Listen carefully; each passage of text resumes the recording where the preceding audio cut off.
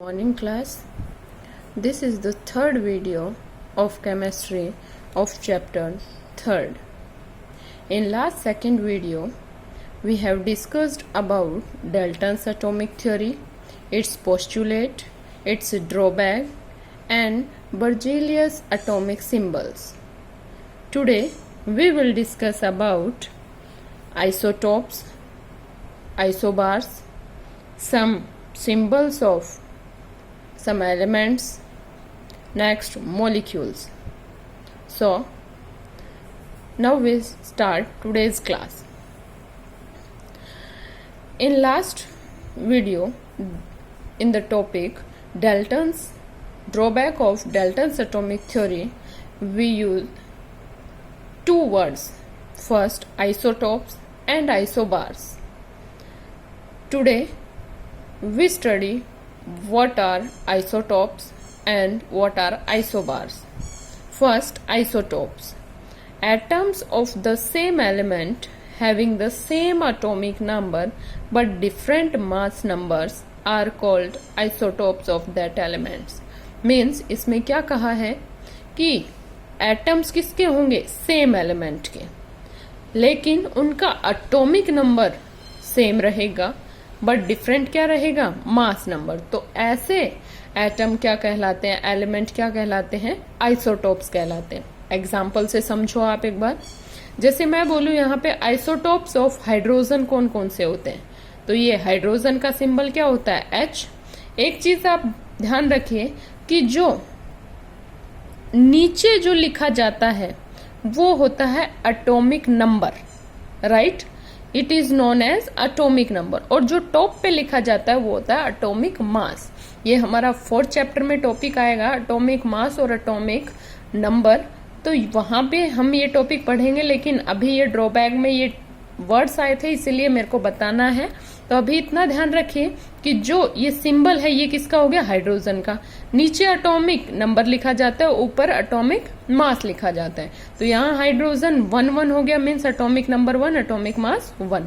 Next hydrogen ही है लेकिन एटॉमिक नंबर तो 1 है बट मास नंबर कितना हो गया, 2.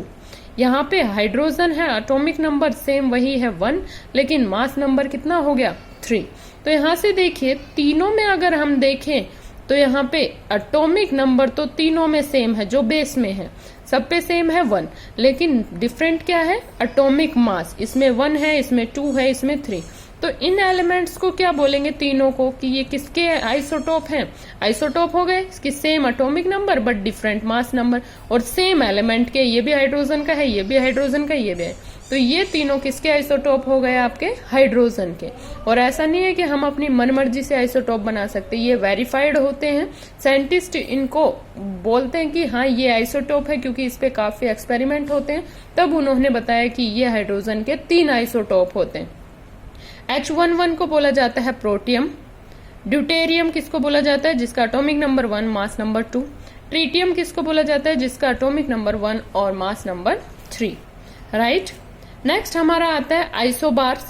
आइसोबार्स क्या होते हैं, the atoms of the different elements. अब एटम किसके होंगे, डिफरेंट एलिमेंट. यहाँ सेम एलिमेंट के थे, जैसे हाइड्रोजन हाइड्रोजन हाइड्रोजन, लेकिन यहाँ पे एटम किसके होंगे, different elements which have the same mass number. अब इसमें तो था same atomic number but different mass number, इसमें इसका जस्ट अपोजिट हो जाएगा, सेम मास नंबर होगा but different atomic number, are called isobars. Means 3 main difference होंगे दोनों में, कि यहाँ सेम एलिमेंट के होंगे, यहाँ डिफरेंट एलिमेंट के होंगे.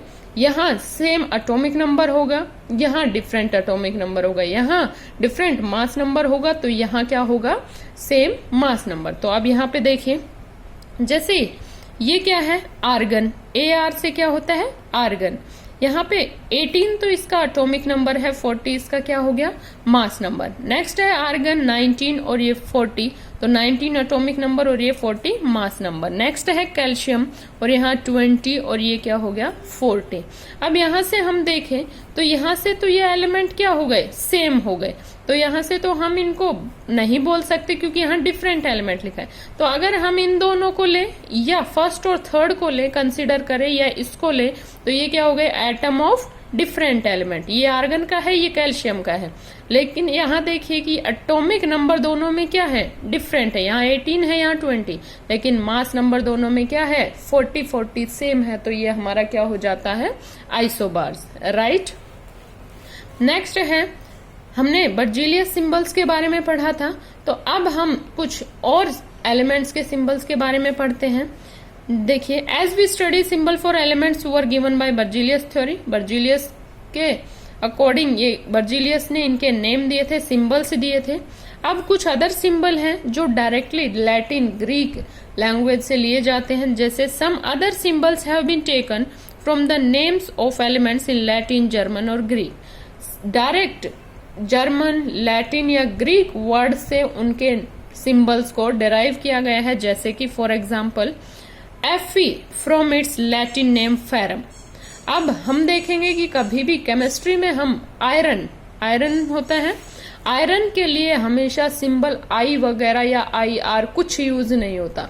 आयरन के लिए हमेशा यूज होगा Fe, क्योंकि Fe कहाँ से आया है, जो आयरन वर्ड का जो नेम है, लैटिन नेम है, वो है फेरम, और फेरम से Fe आया। तो हमेशा आपसे पूछा जाए कि आयरन का सिंबल क्या है, आप I या IR नहीं बोलेंगे, वो रॉन्ग हो जाएगा। आयरन का नेम होता है Fe, F capital and E small, और वो कहाँ से आया, आपका फेरम से। नेक्स्ट है आपका सोडियम। सोडियम के लिए S, SO, SOD ऐसा कुछ सिंबल नहीं होता, याद रखिएगा। सोडियम के लिए सिंबल होगा जो होगा वो N, कैपिटल N और स्मॉल A, जो कि किससे आया है, नेट्रियम से। ये भी एक लैटिन वर्ड है, लैटिन वर्ड से क्या आया है, नेट्रियम। नेट्रियम को जो बोला जाता है वो क्या बोला जाता है, सोडियम। तो सोडियम का अगर आपसे सिंबल पूछा जाए तो आप S, SO, SOD, मतलब S से तो यूज करेंगे ही नहीं। जो केमिस्ट्री में S यूज हो चुका है वो हो चुका है सल्फर के लिए। तो हमने पढ़ा है कि एक सिंबल एक ही एलिमेंट के लिए होगा, तो S सल्फर के लिए यूज हो चुका है, तो S सोडियम के लिए यूज नहीं करेंगे, सोडियम के लिए यूज करेंगे Na, जो कि लैटिन वर्ड किससे आया है, नेट्रियम से, राइट। ऐसे ही हम देखें कि पोटेशियम, अब यहाँ पे देखिए पोटेशियम किसके लिए आया है, पोटेशियम का जो सिंबल है वो क्या होता है, capital K, only capital K, ना P, ना PO, ना POT, ऐसा कुछ नहीं। P जो होता है कैपिटल P, वो फॉस्फोरस के लिए ऑलरेडी आ चुका है, वो फॉस्फोरस के लिए होता है। नेक्स्ट पोटेशियम आ गया, तो पोटेशियम के लिए क्या सिंबल होगा हमारा, कैपिटल K, जो कि किस वर्ड, लैटिन वर्ड से आया है, केलियम से। पोटेशियम की लैटिन अगर लैंग्वेज में देखें तो उसका नाम होता है केलियम, और उससे नाम लिया है हमने K, कैपिटल K सिंबल लिया है, क्योंकि अगर P लेते तो फॉस्फोरस के लिए ऑलरेडी यूज हो चुका है। तो हमने इसकी लैटिन लैंग्वेज देखी, लैटिन लैंग्वेज में पोटेशियम को केलियम बोला जाता है, केलियम से वहां से K ले लिया।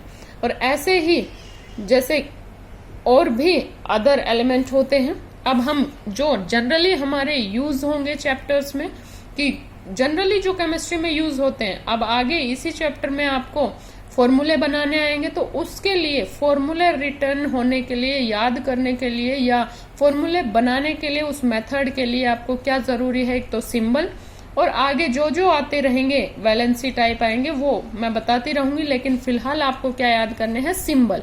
तो आपको एलिमेंट का नाम सुनते ही उनका सिंबल याद होना चाहिए। जैसे एल्यूमिनियम के लिए Al, आर्गन के लिए Ar, बेरियम के लिए Ba, कैल्शियम के लिए Ca। ये याद रखना कि फर्स्ट लेटर जो होगा कैपिटल होगा, सेकंड लेटर जो होगा वो स्मॉल होगा। ये किसने कहा था, बर्जीलियस ने।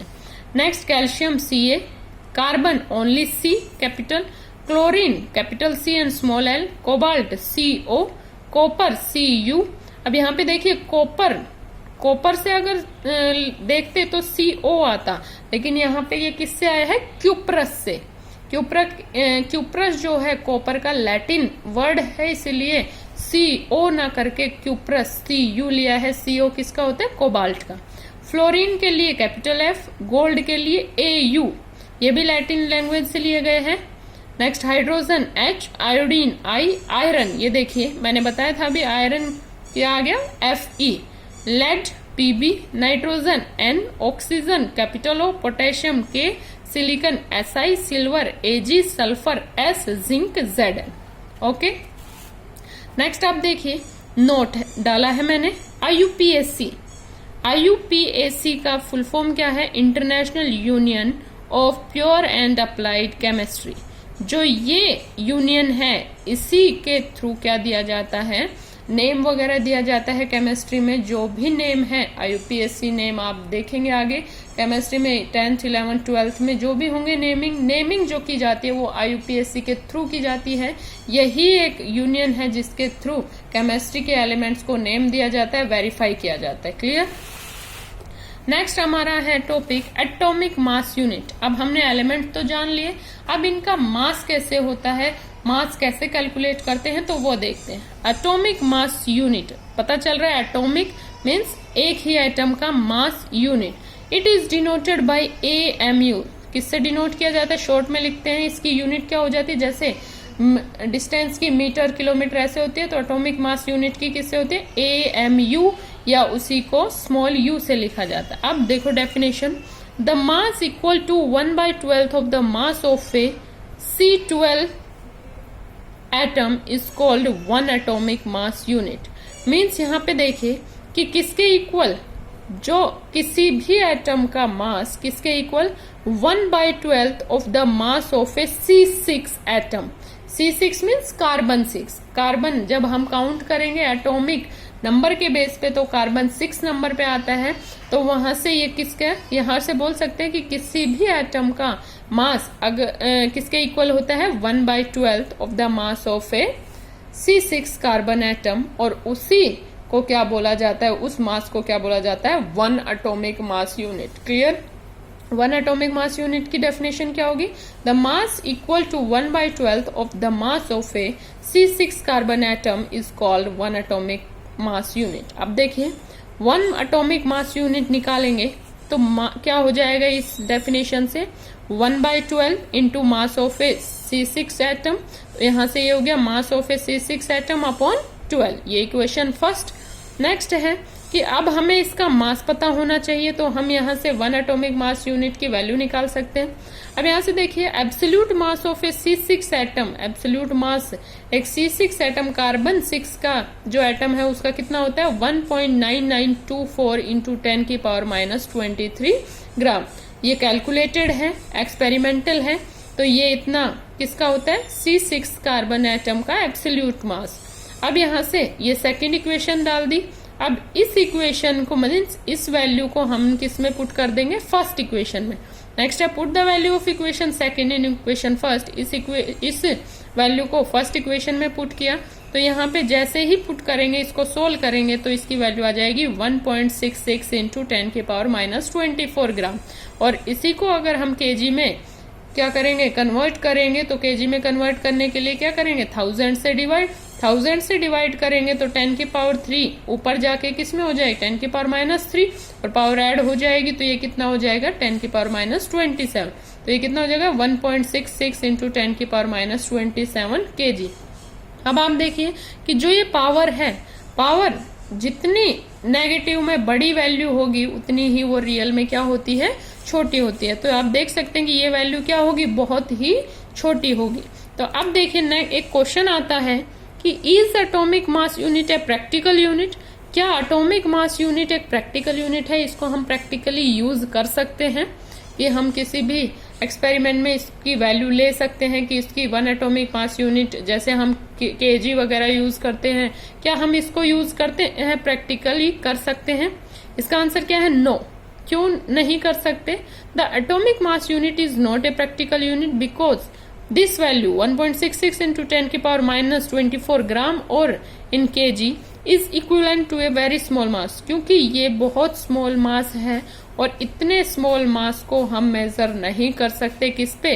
किसी भी इलेक्ट्रिक बैलेंस पे, या सिंपली जो लैब में बैलेंस होता है उनको हम नहीं मेजर कर सकते। So in place of atomic mass unit atomic mass of an element is used. तो प्रैक्टिकली एटॉमिक मास यूनिट ना यूज करके हम मेनली क्या यूज करते हैं? Only atomic mass of an element. तो यहाँ से क्या हो गया? ये हो गया कि एटॉमिक मास यूनिट हम जनरली प्रैक्टिकली यूज नहीं करते। हम कौन सा यूज करेंगे? Atomic mass. अब हमारा टॉपिक आता है एटॉमिक मास। एटॉमिक मास को कैपिटल A से डिनोट किया जाता है। Atomic mass of an element, atomic mass क्या होता है? The average mass of an element of an atom of any element in atomic mass unit is called its atomic mass. किसी भी atom का मास किसमें, उसकी यूनिट क्या होनी चाहिए? Atomic mass unit. तो वो क्या होता है? उसका atomic mass. Means atomic mass होगा किसी भी एलिमेंट का, क्या होता है? एवरेज मास होता है, और उसकी यूनिट क्या होगी? जैसे किसकी मास वगैरह की केजी वगैरह में होती है, किलोग्राम में ऐसे होती है, डिस्टेंस की मीटर सेंटीमीटर ऐसे होती है। तो इसमें जो एटॉमिक मास की यूनिट होगी वो किस में होगी? AMU एटॉमिक मास यूनिट में होगी। एग्जाम्पल से हम समझ लेते हैं, जैसे हाइड्रोजन, हाइड्रोजन को कैसे लिखा जाता है? कैपिटल H से, और उसका एटॉमिक मास क्या होगा? 1U। या तो AMU लिख दो या 1U लिख दो। Carbon C 12U। तो ये आपको लर्न करनी पड़ेगी ये वैल्यू, क्योंकि जैसे ही आपको कोई मॉलिक्यूल या एटम दिया जाएगा, आपको उसमें पूछा जाएगा कि इसका मॉलिक्यूलर मास निकालो, तो ये वैल्यू याद होगी तभी आप निकाल पाओगे। तो ये वैल्यूज जो सिंबल्स की एक टेबल मैंने ये बताई थी, ये सिंबल्स याद होने चाहिए आपको। और ये जो वैल्यूज है एटॉमिक मास की, जो ये इन एलिमेंट की एटलीस्ट आपको याद होना ही चाहिए, क्योंकि मैक्सिमम यही यूज होते हैं।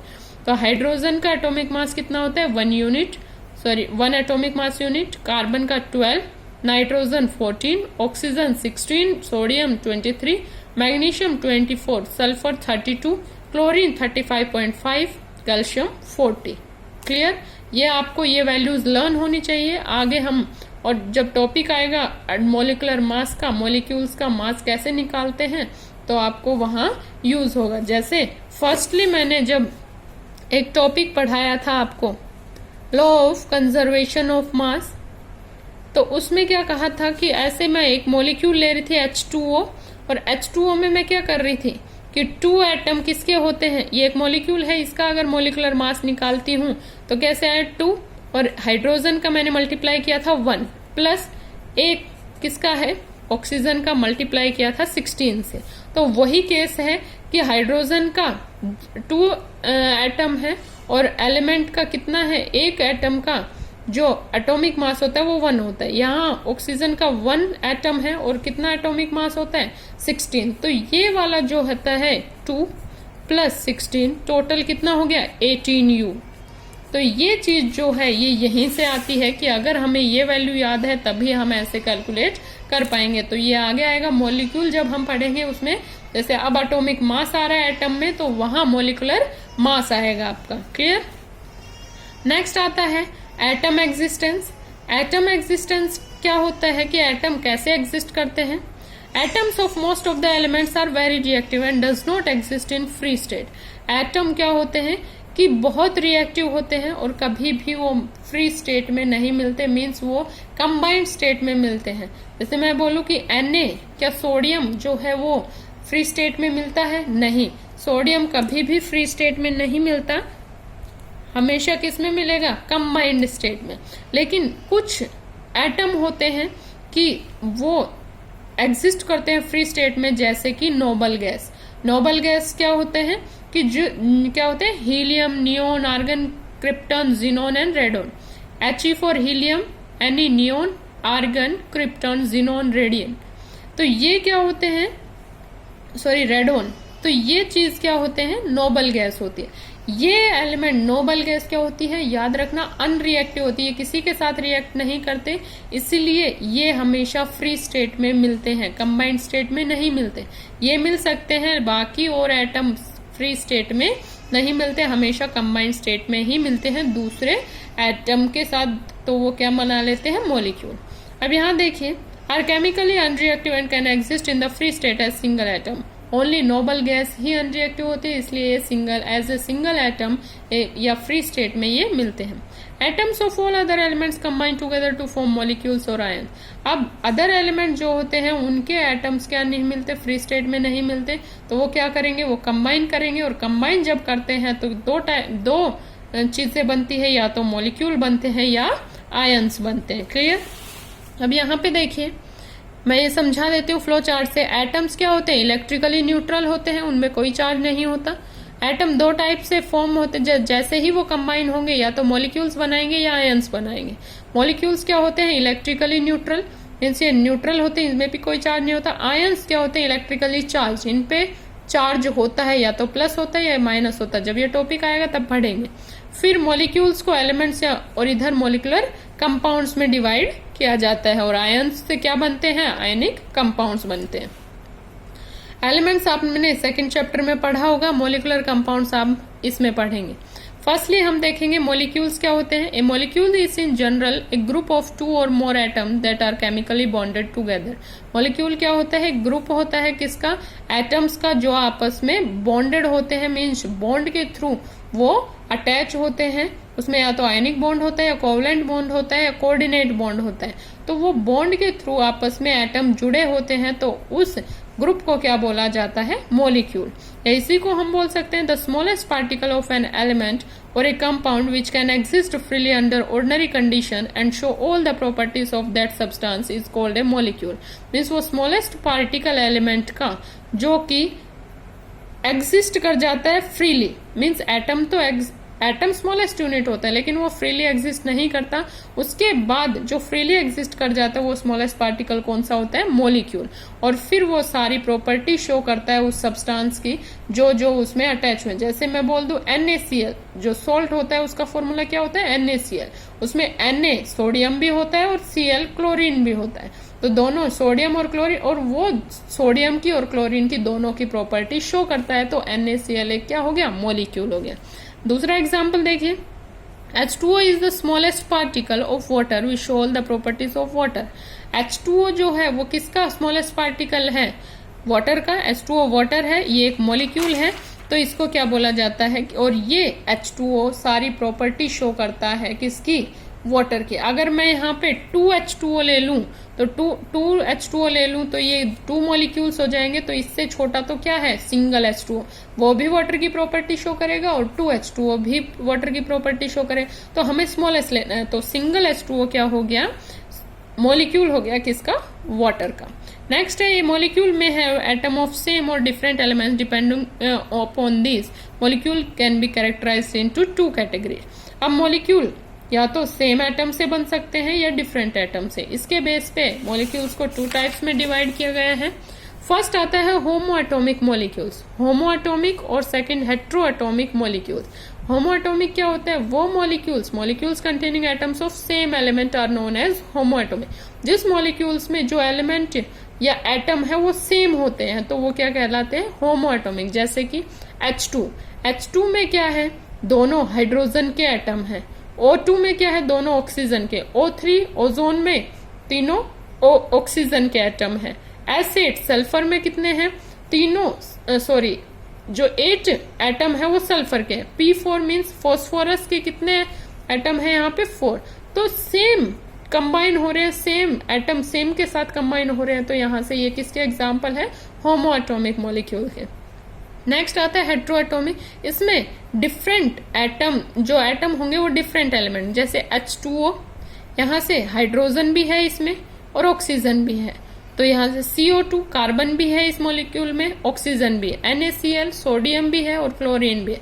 तो यहाँ से ये क्या हो गए? डिफरेंट एटम एलिमेंट के एटम आके कंबाइन हुए, और यहाँ पे सेम एलिमेंट के एटम कंबाइन हुए। तो ये होमो एटॉमिक और ये हेट्रो एटॉमिक।